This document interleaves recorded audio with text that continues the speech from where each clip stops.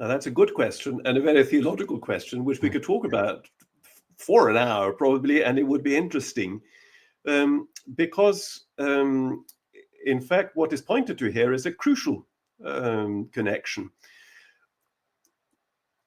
Athanasius was above all the great defender of the doctrine of the Incarnation, which obviously is presupposed for our understanding of God's Trinity. And that's also one of the reasons he got to know Antony so well, because he spent 2 or 3 of those exiles out in the desert with the fathers. Now, I think a strong case can be made for seeing the life of Antony as a kind of QED of Athanasius's incarnation theology.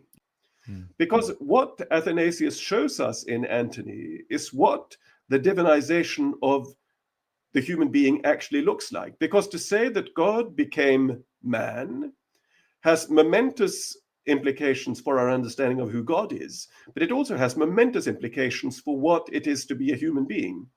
Because God wasn't just a passing visitor in human nature, but we do believe, and that's the church's faith, that the incarnation of Christ has left an abiding mark on human nature, and that mysteriously, by virtue of the incarnation and Christ's resurrection and ascension into heaven, humanity is present within the mystery of the Trinity in some way which we haven't got the conceptual vocabulary to articulate. It shows that the transformation of human nature, in most cases, I wouldn't exclude this possibility, but for almost all of us, well, that process does not happen like this. It takes time. It presupposes patience. It presupposes struggle.